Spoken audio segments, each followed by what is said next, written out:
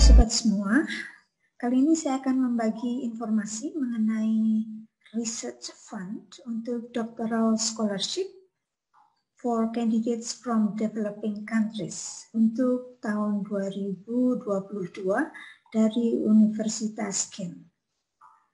Jadi bisa dilihat dari Kent Universities untuk program ini. Special Research Fund dari Kent University memberikan grant untuk PhD Sandwich Scholarship bagi mahasiswa yang berasal dari developing countries. Jadi Sandwich Scholarship ini yang dimaksudkan adalah separuh dari risetnya dilakukan di Kent University dan akan diberi fasilitas oleh Kent University, dan separuhnya di negara asalnya, yaitu di developing countries. Indonesia termasuk dari developing countries ini. Nah, Kent University akan membiayai bagian dari riset yang dilakukan di Kent, yaitu selama 2 tahun. Jadi kandidat harus mempunyai full-time funding, jadi pendanaan full-time untuk 2 tahun riset yang dilakukan di negara asalnya. Jadi yang dimaksud dengan sandwich adalah separuh atau 2 tahun di Kent University, separuh atau 2 tahun di kampus asalnya. Siapa saja yang bisa melakukan aplikasi untuk scholarship ini? Yaitu 1, kandidat berasal dari negara-negara berkembang. Nah, ada daftarnya di sini, termasuk negara Indonesia. Kemudian yang kedua syaratnya, bukan syaratnya, siapa yang bisa eligible untuk scholarship ini? Proposal harus merupakan proposal yang disubmit secara gabungan, yaitu oleh kandidat dokter, dan juga oleh supervisor atau promotornya di Kent University. Supervisor dan supervisor dari universitas asalnya, misalnya dari Indonesia. Jadi proposal harus disubmit oleh kandidat dan profesor atau supervisor dari Kent University dan supervisor dari universitas asal. Yang ketiga, tidak ada pembatasan untuk bidang research. Namun demikian, preference diberikan untuk topik-topik yang relevan untuk pembangunan.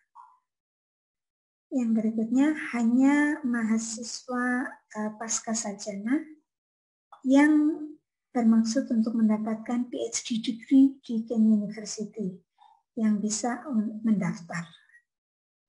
Jadi pertukaran mahasiswa tidak bisa mendaftar untuk scholarship ini. Kent University ingin mendorong lebih banyak peneliti perempuan untuk melamar scholarship ini. Oleh karena itu, Kent University Supervisor hanya bisa mendukung maksimal 2 kandidat setiap tahun, dan mereka different gender, jadi dari laki-laki dan perempuan. Co-founding, jadi pembiayaan bersama. Pembiayaan bersama merupakan hal yang harus dilakukan untuk scholarship ini. Secara lebih detail, Anda bisa melihat pada all the documents. Secara umum, yang dimaksud dengan pembiayaan bersama yaitu 1, ada local PhD supervisor di partner university atau di research center di negara asalnya. Yang kedua, ada pernyataan tertulis dari universitas partner itu tadi yang menyatakan bahwa kandidat akan menerima full-time local PhD scholarship or salary selama 2 tahun ketika bekerja di negara asalnya. Yang ketiga, kandidat harus sepenuhnya dibebaskan dari tugas mengajar atau tugas-tugas yang lain supaya bisa berkonsentrasi penuh untuk PhD risetnya di negara asalnya. Pelamar bisa berdedikasi maksimal 10% dari waktunya full-time appointment untuk tugas-tugas yang lain. Kalau misalnya dia harus mengajar dan tugas lain, itu maksimal 10%. Jadi 3 hal ini yang menjadi ketentuan untuk co-financing di sini atau co-founding. Kemudian ada mobility scheme for the scholarship. The following mobility scheme is mandatory. Jadi ini satu hal ketentuan yang harus juga diperhatikan. 1. Students need to start and end with research stay of 3 until 12 months in Kent University. Jadi mahasiswa harus mulai dan mengakhiri risetnya paling tidak 3 sampai 12 bulan di Kent. Research stay yang pertama di Kent harus dimulai antara tanggal 1 Oktober 2022 sampai 28 Februari 2023. Yang ketiga, paling tidak 2 tahun locally funded research stay in the source, maksudnya selama 2 tahun dana riset untuk di negara asalnya harus dijadwalkan di antara riset stay yang pertama dan terakhir di Universitas Kent. Oke, exception atau perkecualian untuk mandatory scheme yang di atas itu adalah perkecualian untuk pelamar yang bisa menunjukkan bahwa mereka tidak bisa memulai 4 tahun PhD research dengan research stay di Universitas Kent karena misalnya universitas asalnya mengharuskan lulus PhD study program di universitasnya sebelum memulai riset di Kent. Exception atau perkecualian yang kedua, applicants atau pelamar bisa menunjukkan bahwa mereka telah selesai full-time funded PhD research appointment atau PhD study di negara asalnya, sehingga bisa meminta untuk mengintegrasikan periode ini yang dibutuhkan selama 2 tahun dengan locally funded research stay di negara asal. Universitas Kent akan memutuskan apakah periode pre-financing bisa dimasukkan sebagai bagian dari keharusan atau kewajiban pendanaan 2 tahun tersebut. Baik, applicants who wants to make use this exception have to request approval from the Research Administration of Kent University. Oke, scholarship funding, PhD scholarship di Universitas Kent total selama 2 tahun.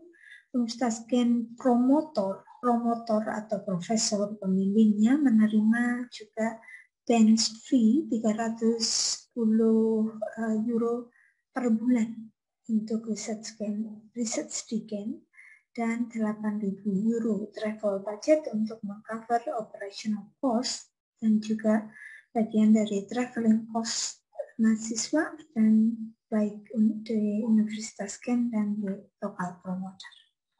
Bagaimana cara untuk aplikasi scholarship ini? Application forms harus disubmit dalam bahasa Inggris melalui email kepada ini alamat emailnya. Nah, bersama dengan application form, supervisor dari Kent University juga harus mensubmit 2 dokumen. Satu, dokumen yang disebut dengan advice on the candidate. Yang kedua, dokumen advice on the ethical and biosafety context. Nah, seperti apa? 2 dokumen ini bisa dilihat di bawah nanti ya. Deadline-nya 1 Februari 2022. Pengumumannya result of scholarship selection mulai 18 Mei 2022. Kontaknya bisa dilakukan di sini. Nah, ini.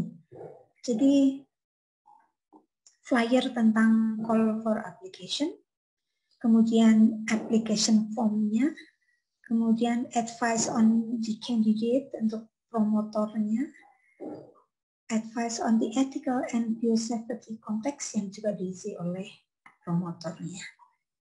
Saya tunjukkan contoh aplikasinya ya.